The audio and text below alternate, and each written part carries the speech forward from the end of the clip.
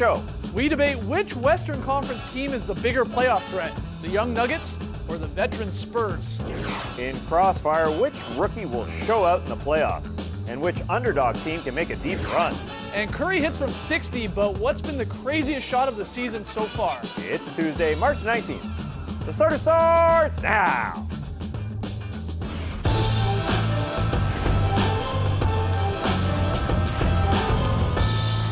Good evening, sweet world, and welcome to The Starters, presented by Jack Daniel's Old No. 7 and Tennessee Honey. I'm J.E. Skeets, alongside me as always, Tass Mellis. We got the Aussie in quite the shirt tonight, Lee Ellis.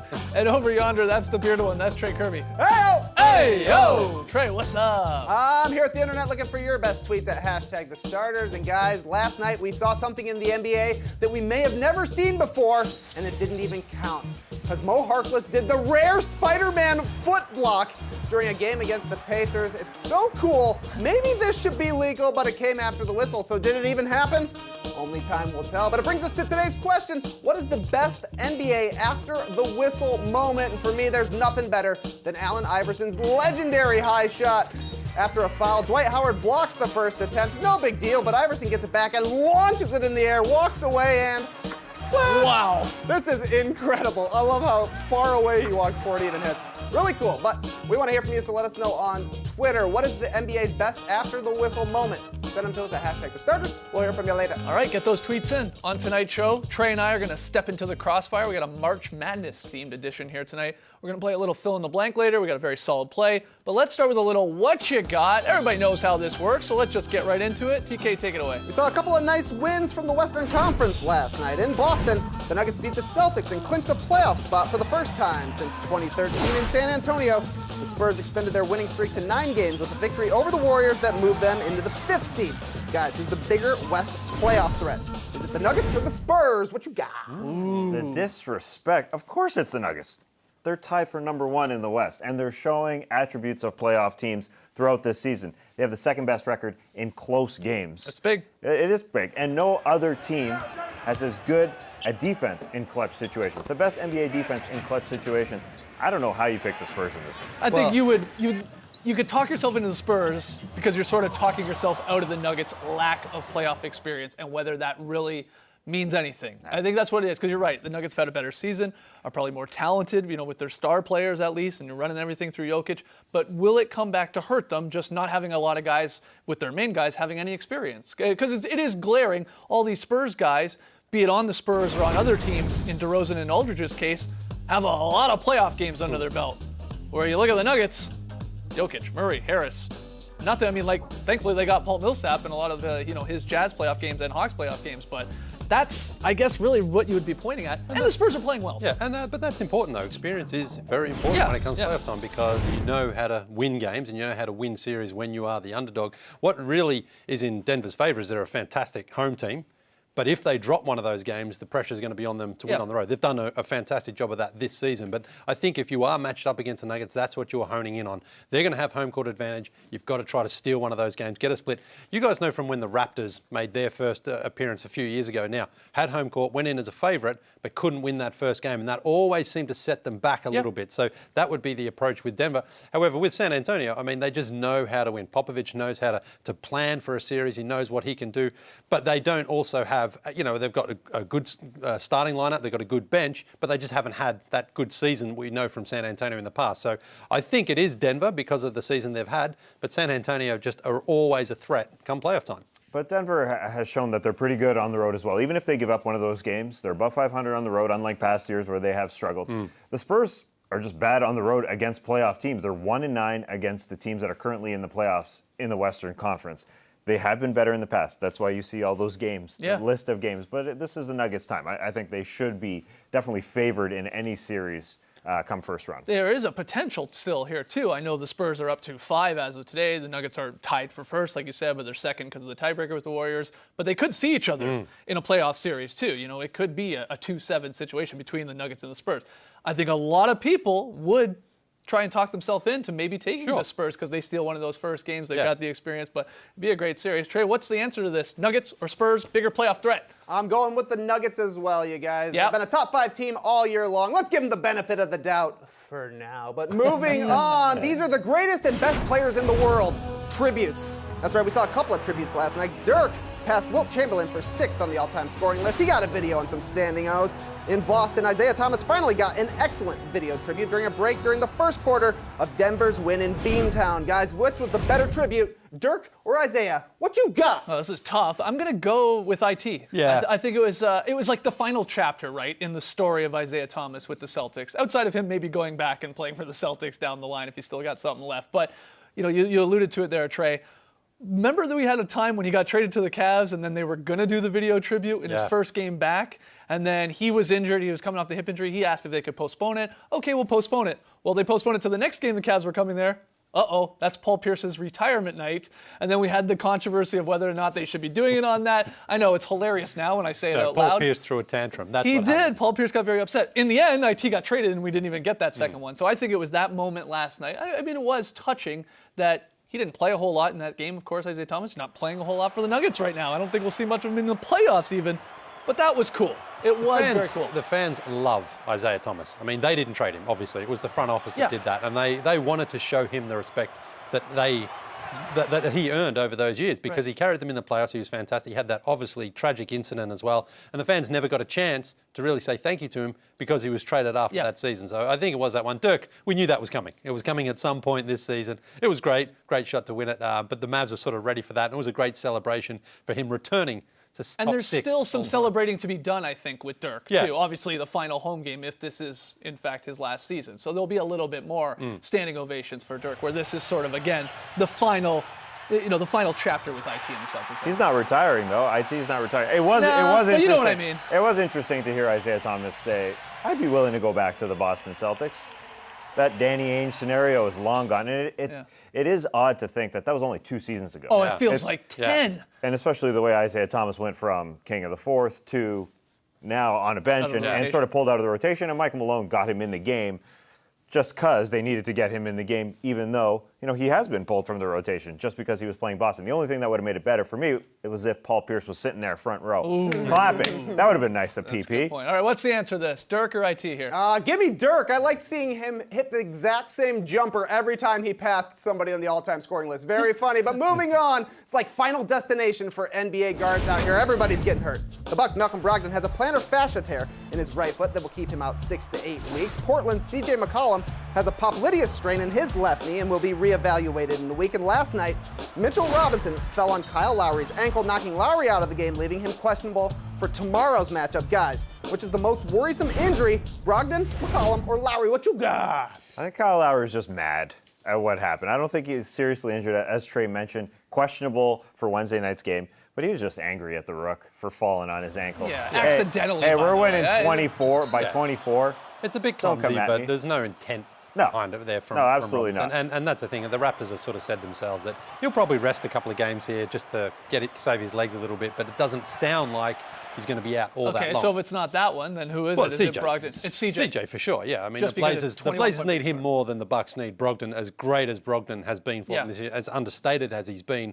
I think CJ McCollum is that number 2 superstar that the Blazers desperately need. They need him firing away. They need him scoring. They need him out there being able to take possession of the ball when Lillard's sitting, if that's the case. And without him, I think their ceiling is it's very tough to see them getting out of the first round. With McCollum, the Blazers are one of those teams. You can kind of talk yourself into them getting into the second or third round. Without him, though, I just think it's too tough. And Lillard was fantastic last night against the Pacers. But again, teams will focus on trying to either have him do everything or get the ball out of his hands. And the Blazers supporting cast hasn't shown they can carry Right, the team. but the counter, of course, is, okay, Lowry maybe he's out a game or two. McCollum, he's going to be reevaluated in a week, so maybe he misses, hopefully a week or two. Brogdon, we know we're not going to see him until at least 6 weeks, at least at the minimum, maybe even longer. I know he's like the 4th or 5th best player on the Bucks. I get that.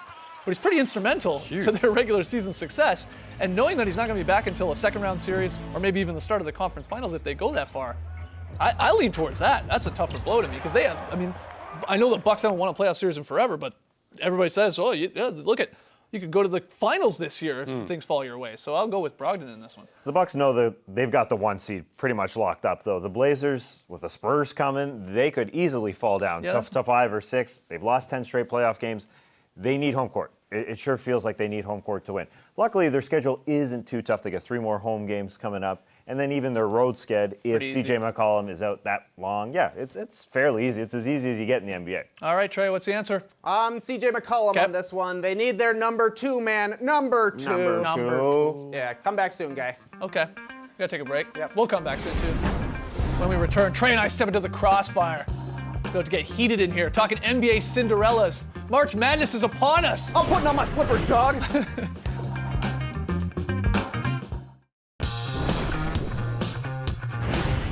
The Starters is presented by Jack Daniel's Old No. 7 and Tennessee Honey.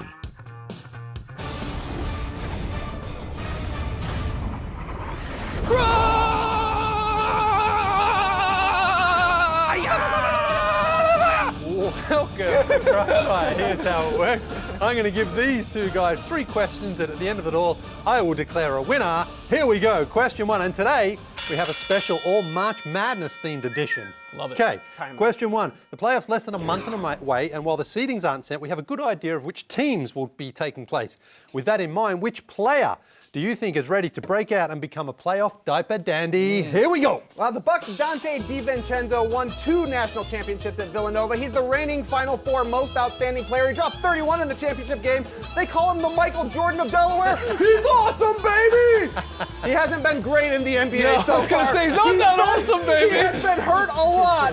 But Malcolm Brogdon is out. There might be a chance for Dante DiVincenzo to take a little bit of a shot here, and if he does, you know he's going to seize it. Okay, I'm going to go with Landry Shamet with the Clippers. He has started the last 13 games for the Clippers. Doc trusts him and likes him. He's on fire from 3, so that helps. 45% of his threes over that same span he's knocking down. And he's got sort of a quiet confidence about him, so I don't see him being all that rattled in a sort of playoff atmosphere. So I'm going to go with Landry Shamet as your diaper dandy. Ooh, okay, 1-1 so far, 1-1. Tie. Wow. It's a tie, it's a tie, yeah. Okay, question 2. If the standings hold, we'll have the Warriors and the Bucks in the NBA Finals this season. But which team could pull an upset and perhaps make a long run Cinderella style and become the NBA's playoff Cinderella? Here we go. Well, an NBA Cinderella's got to be like a college Cinderella. And what I mean by that is you got to be playing well. That helps. In college, you know, you win your own tournament, you get into the dance, that helps. The Heat, Miami Heat are 7-3 over the last 10 games. You also got to be well coached in the college game. Well, they're well coached. The Miami Heat are as well with Eric Spoelstra. And it helps if you got a senior that's been there, done that with a college team. Well, they got Dwayne Wade, the Miami Heat. So give me the Heat for a potential Cinderella run. Not a bad pick, but depending on matchups, I think the Jazz could make a Cinderella-like run in the Western Conference. They're 2-0 against the Clippers, 2-1 against the Nuggets and Spurs, 2-2 against Houston and Portland. Since January, the Jazz have the 2nd best defense in the league, 4th best net rating. They've been a top 5 team for almost 3 months now. That being said, they're 1-6 against Golden State and Oklahoma City. So if they get either of those teams in the playoffs, forget I said anything. Okay, forgetting that part. Okay, question 3. Now an actual March Madness question, and it's a big one. Who will go all the way? Here we go. Wow. I don't know much about college basketball, but I know Zion Williamson is awesome. Yep. I know he plays for Duke, and I know Duke is the #1 overall seed in the tournament. Seems like a good place to start. I'm going with the Duke Blue Devils. But the problem No offense, is Brendan Haywood. everybody's taking the Blue Devils. That's the problem with that. The real winner of March Madness is the starters. It's us. Yeah, we're off Thursday and Friday. Exactly. We get Thursday and Friday off. The weather's turning in Atlanta. We get some time away from the TV. The pollen is a problem. Yeah, Get that pollen out of here. But no, look, if I'm forced to pick a team, because I don't know anything about college basketball either, I'm not going to take the Blue Devils and Zion because it's too easy. Give me Tennessee Volunteers. They wear orange. You got them. Yeah, I don't know. That's all I got. They got a good guy too, Grant there, whatever his name is. I'm gonna go Grant, with Tennessee. Yeah, Grant Williams, isn't that his name? Not the sexiest name, but he's got a great game. I tell you what, Skeetsy, I'm going with you. You nailed it. We're off for 2 days. That's exactly right. I don't have to see Lee Ellis for 2 days. I'm the real winner of this basketball. You can do it out. Trey's the winner. All right, when we come back, some fill in the blank fun. What's the craziest shot of the season so far? We'll debate that and a whole lot more.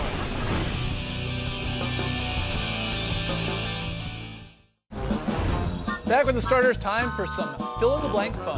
TK. Stephen Curry banged home the longest shot of the season last night when he banked in a 61-footer at the end of the first quarter in San Antonio. From anybody but Steph, this might be the craziest shot of the season. Instead, just a layup. Need you guys to fill in the blank. The craziest shot of the season is blank.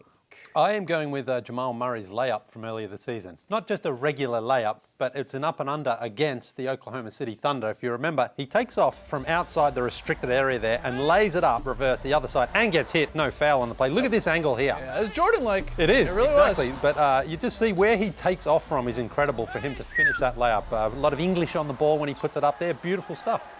It was very pretty. Luka Doncic has had many a prettiest shots. None better than this one. 0.6 seconds left, down 3, in the corner to tie this baby, to send it to overtime. Oh, He's fallen out of bounds. That's crazy. How you get a clean shot off? Little and arc get on it that to go. one. Yeah, perfect. Not bad. Absolutely perfect. But I believe you guys are wrong. The craziest shot of the season wasn't even a shot at all. It was a pass. Marco Bellinelli's oops. Because this is wild. me? Yeah, he's Metu, he's going to throw it up. That was an oop pass. And that thing rattles home. And that's 3 points. It's insane. Bellinelli hit some crazy shots though, so I wouldn't be surprised if that was actually. No, even that one, I believe he was throwing the oop there. So I'm going with Marco. That's a spicy one. Hidden Here's a spicy Tremezzi meant one. to. It's a spicy. What we got next? Well done by all my friends. You guys probably weren't expecting to hear much about Elfrid Payton this late into the season, but the man has strung together 5 straight triple-doubles, joining Westbrook, Jordan, Wilt, and the Big O as the only players in history with 5 or more consecutive trip dubs. The Hall of Fame will surely be calling soon, but I want you guys to fill in the blank. The most surprising stat this season is blank. 879. That's James Harden's current 3 points attempted this year. Wow. 879, guys. The only other player to put up that many threes in one season, J.R. Steph Smith. Curry. No, Steph Curry in 15-16. And he finished with 886. So Harden's going to pass him very, very likely tonight. Rockets have 12 games left. He averages 13 three-point attempts per game. Let's say he plays 10 games, gets those up. He's going over 1,000 is what I'm getting at here. That is wild. For a guy that doesn't shoot the three ball like a Curry or a Clay. No. I mean, he's not an amazing percentage, so 1,000 threes, I'm going with that one. I'm going with Yusuf Nurkic, who had a 5x5 on New Year's Day, but everyone was still hungover from New Year's Eve, so they didn't see it. Right. Not only that, he had the first 20-20 in a 5x5 we've ever seen. So 24 points, 23 rebounds, 7 assists, 5 blocks, 5 steals. Incredible performance. Little boy. Yeah, I mean, we used to sort of look at this and think, we always used to predict at the start of the season, but it never really happened. And then you see a guy like Nurk getting it. So it just shows that it's still out there, still can be possible. The stat which surprised me is the points in the paint stat, which just proves that Giannis is the new Shaq in this 3 and space era, this pace and space era. Because this is the points in the paint per game leaders of all time. It's Shaq and Shaq and Shaq and Shaq and Shaq and Shaq and Shaq and Shaq and Shaq and Shaq and Shaq. And Giannis Antetokounmpo has now snuck in there. And John Schumann's 11th. This guy did it. How did he do it? That's amazing. It is phenomenal. And getting in the gym. All right, Trey, our final one. All right, Steve Kerr went full Beavis yesterday, showing up in a black Metallica t-shirt before the Warriors game against the Spurs. He did it because the band will be the first event at the Warriors' new home, the Chase Center, when it opens before next season. Cool. Guys, fill in the blank. Steve Kerr's favorite Metallica song is blank. It's Master of Puppets for a couple of reasons. One, great Metallica song. I bet Kerr really likes that. He loves the opening. But the other thing is Master of Puppets. He's the coach. He's pulling the strings. He's trying to get his team to go for the three-peat here. Let's not overthink it. Master of Puppets, great Metallica song. I'm going for with Wherever I May Roam, because wherever he roams, he wins. Chicago, he wins. Jordan retires, he goes to San Antonio. Wins. He wins. He went to Phoenix, didn't win the championship, but they won. He goes to Golden State and he just keeps on winning. Wherever he roams, he wins. Good. My Metallica song for Steve Kerr is Enter Sandbag. This team's sandbagging it, waiting for the postseason. They're just chilling, and then they're going to turn it on. Real sandbag. Fantastic. I'm with the pun. I love it. All right, let's hear from you guys. What's Steve Kerr's favorite Metallica song? Great answers from you rockers. Seek and destroy your answers. When we come back, for whom the Jordan bell tolls? There you go. Just hit me. Sure.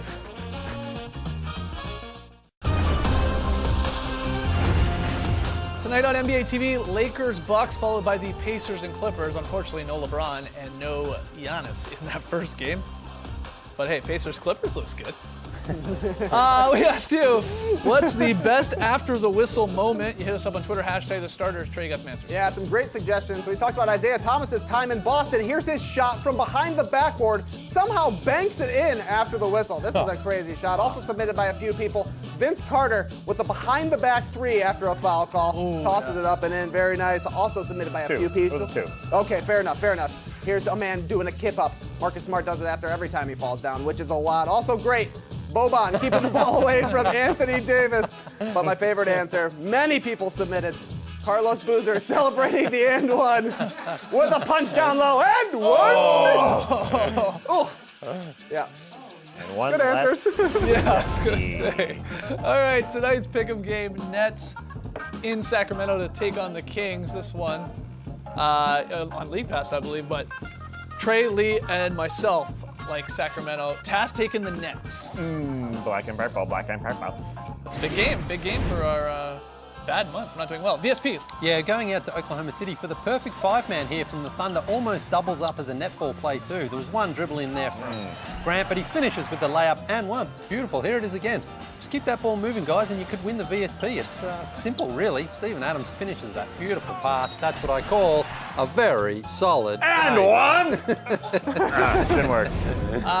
Drop podcast. Oh, I forgot we did this earlier today. What day is it? Is it Tuesday? I don't know anymore. Tuesday, Wednesday, New Drop Thursday, and podcast is Friday. up and it's out there. Go download it. We had a blast on that one. All right, we got time for some fan signs. This is Frankie at Madison Square Garden on Sunday for the Lakers and the Knicks. Very nice Nice. job There there. you go, Frank. Yeah, now this one's for you here, Skeetsy. The Filipinos love basketball is what you said, and that's true. And They were at quoted me. I love yeah, that. and they're at the game winner for Lou Williams on Sunday night. That beautiful shot that he hit there. This is Janet and some friends out in Denver. There's quite a lot going on A there. lot of signs. Yeah, it's good job, good job. Yep. Oh yeah. Oh, you've been cheated. Not just cheeved, that's Marchieved. Chief remix. That's Yeah. Chief's mom? That apparently so. That's what the tweet That's said. his hat. Yeah. That's his That hat. is his hat.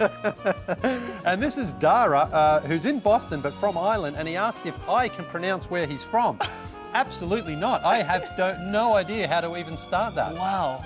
Muin Sinium, and Oh, get this out of here. I know this guy. yeah, this is Roy. He kind of got me on this one because I didn't see at the bottom. It was just that little tag, that little receipt that he drew He it on. drew it on a receipt. I know. Come on, Roy. Nice hair, though, Roy. He looks cool. Nice Yeah, t-shirt, flowing. by the way. Yeah. All right, guys. We'll see you tomorrow night. Race the night, people.